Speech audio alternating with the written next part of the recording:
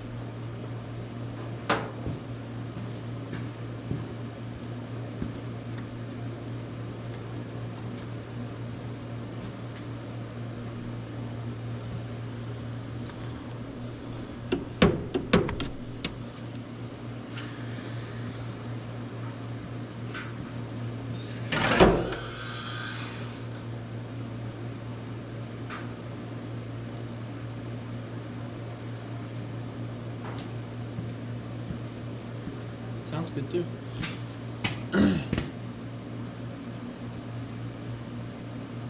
Okay.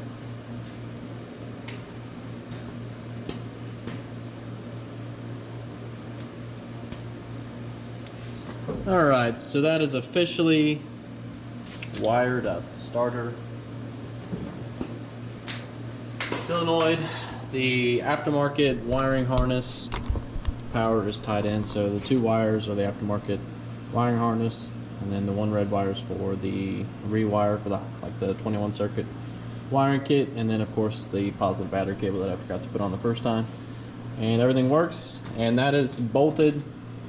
So that is an 06 starter with an 06 flywheel bolted to a 99 block with the 67 bell housing, and it all works, so that's pretty amazing. And now we're just kind of moving on to smaller things. So I need to get this sending unit wired in.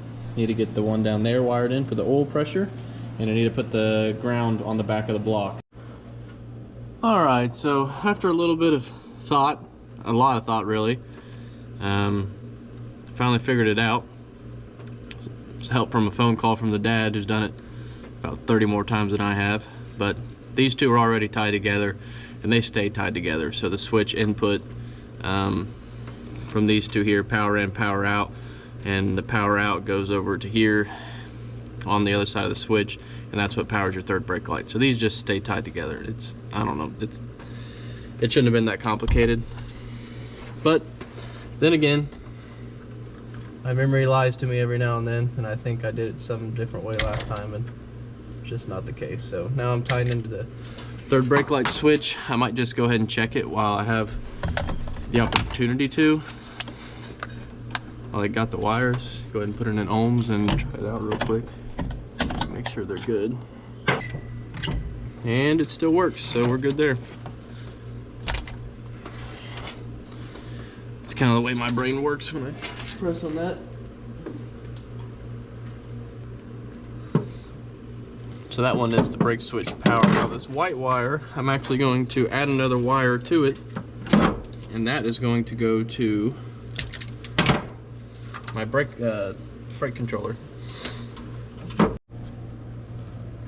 Alright, so it's day 4 or 5, and I'm back to work on this wiring. And pretty much where I left off, I was tying in the turn signal stuff, and it took me a minute to remember. But it's basic stuff. Your horn wire, your brake switch wire, left and right turn signals, and your indicator lights come off them. So it's not rocket science, but I think I got it figured out. It looks kind of like a spaghetti nest back there, but just trying to get it not so tangled up. I still got some more zip tying to do down here, but I'm still running the fuel pump wire coming from the fuse block. It's a 30 amp going over, tying into the relay over here that's in the glove box. Then from the relay, that wire comes back and it's run outside of the truck. So I think I got everything in here buttoned up. So the key switch is all wired in. I think everything is good so far. So now I'm about to wire in my dash and my dash lights and everything to do with that dash that I already have pre-wired. All these should plug in, and if I did it right, there shouldn't be any wires left over. Basically what I'm doing is running my hot and negative for my brake controller. Now this is a 30 amp breaker that's mounted to the inner panel, kind of where the factory one was located. And now I'm just looming these two wires and trying to hide them the best I can and get them back inside the cab so I can tie them in. And then the only thing I have left is to add one more wire to that loom to run to the back tail lights, and then I can run them. So that's all I'm lacking to have this guy almost buttoned up. I do have to add the cab lights to the top, but I think those will go pretty quick. So now that I've got everything almost buttoned up on the inside, I've just got to tie the dash panel in. I made sure that I ran all my lines out, including the one coming from the brake controller. That is this heavy gauge wire you see here. So that is for the signal to operate your trailer brakes. Went ahead and strung it out to see how much wire I have. Marked the shortest one, put a piece of tape there so I don't accidentally tape over it while I'm looming this.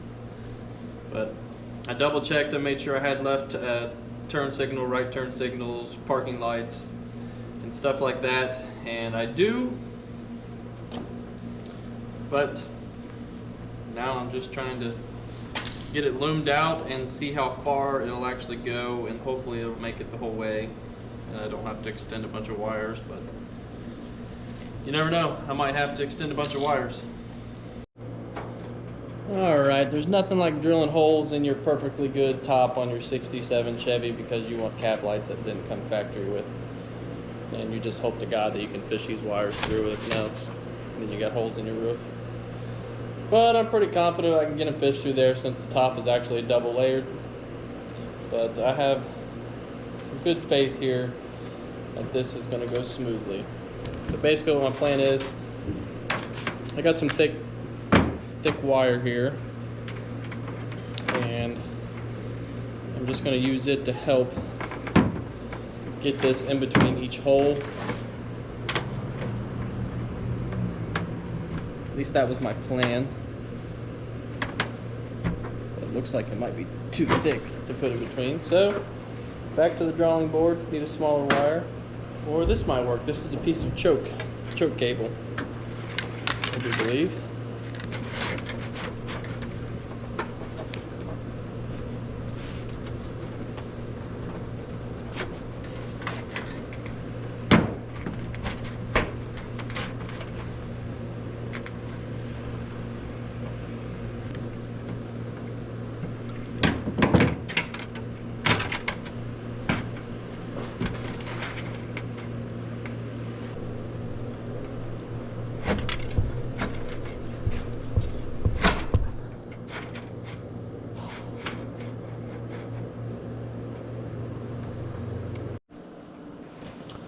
Alright, so after about 3 days of messing with the cab lights, I finally got them free, or I should say, I finally got a wire to be able to actually fish through the top.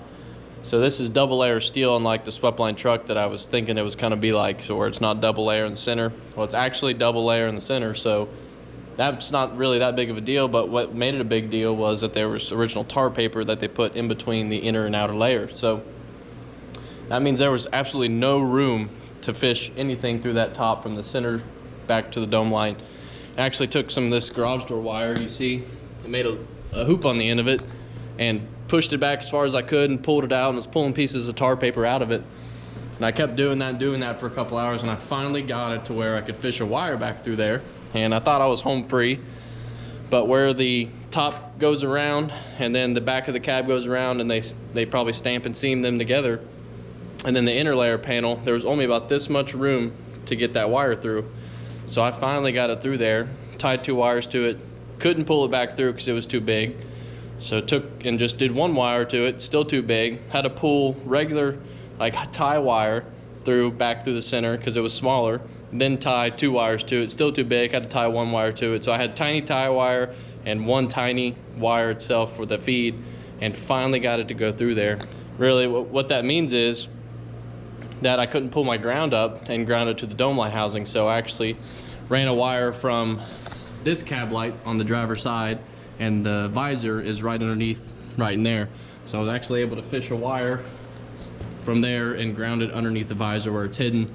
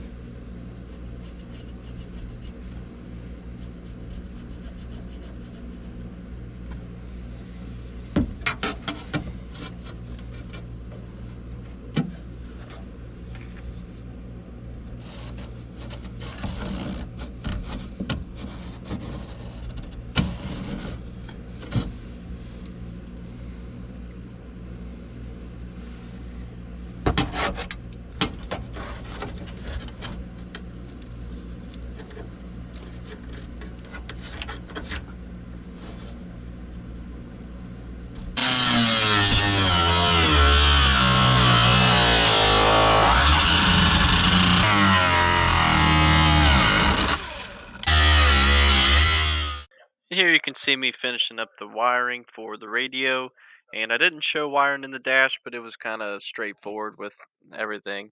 I did finish up the taillight wiring too, and all tested out good.